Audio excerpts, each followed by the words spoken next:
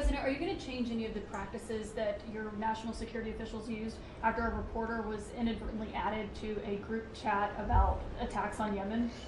Well, I think it's a question I've been asked now, and I've given a few answers, and they've all been the same. We have an amazing group. Our national security now is stronger than it's ever been.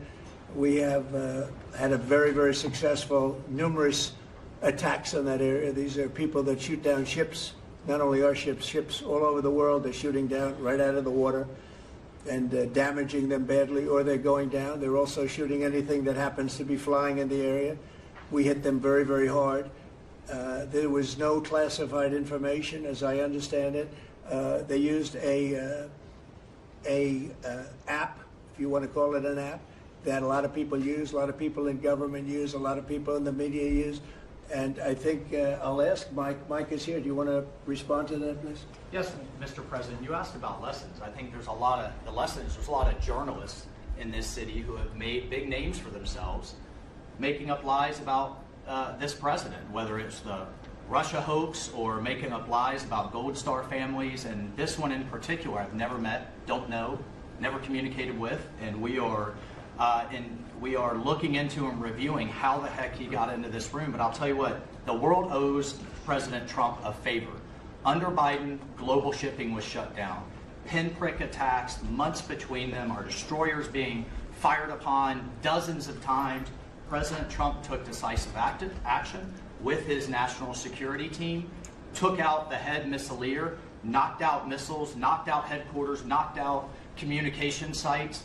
And for once, as we hear, as you all hear from every one of our allies, thank God for American leadership again. Thank God for American strength. You're welcome. And we had a national security team that was coordinating these efforts. As Director Ratcliffe testified today, his first day on the job, he was introduced to this app on his government systems at the CIA and at the State Department and otherwise. So, look, this journalist, Mr. President, wants the world talking about more hoaxes and this kind of nonsense rather than the freedom that you're enabling. And a key part of our sovereignty is open sea lanes and knocking the crap out of terrorists, which is exactly what your team and Pete Hegseth, a good friend and fellow veteran, is leading the charge on, and it's an honor. We had a very, very successful, we had a very, very successful evening. And we've had numerous successful evenings and days in that area. The Houthis are absolutely on the run. The worst of them has been killed. This should have been done a long time ago by Biden, but Biden was an incompetent president. He couldn't do anything. He didn't know where he was going. He had no clue. This guy had no clue. This should have been done a long time ago. As they shoot missiles at ships, randomly shoot missiles at ships.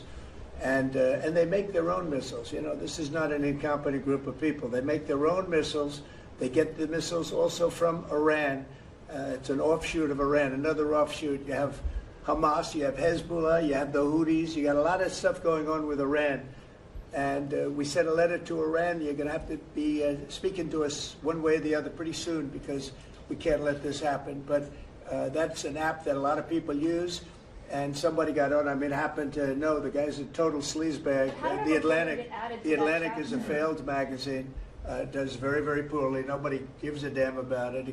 This gives it a little bit of a shot. And I will tell you this: that they've made up more stories, and they're just a failing magazine. The public understands that. He's a very good man. That man is a very good man right there that you criticize so strongly. He's a very good man. And he will continue to do a good job. In addition to him, we had very good people in that meeting, and those people have done a very, very effective job, and you're going to see it. And it goes on, by the way. It's going to go on. And I think the Houthis wish that it didn't happen, but that's what it's all about. We have to create a safe country, a safe world, and that's what we're doing.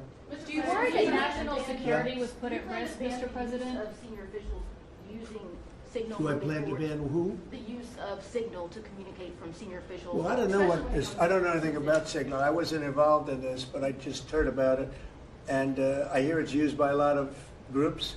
It's used by the media a lot, It's used by a lot of the military, and I think successfully. But sometimes somebody can get onto those things. That's one of the prices you pay when you're not sitting in the situation room with no phones on, which is always the best, frankly. But you know, the best is to be there. In fact, oftentimes I've been in fact, just last week I was in the situation room with something very important, and we had a couple of people hooked up by line, and I said, cancel the line. Sorry, fellas, what you do is we'll tell you all about the meeting, because I know people do get on those lines, whether it's Signal or anything else. Yeah. So are you going to change any procedures as a result of this?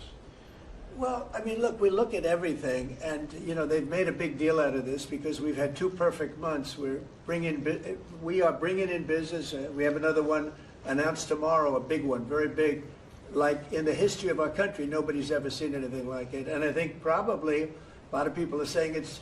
They started by saying it was the greatest first month that a president has ever had, and I think that's true. And now they say it's the best second month, and they had to find something. And this certainly will look at this, but the main thing was nothing happened. The attack was totally successful.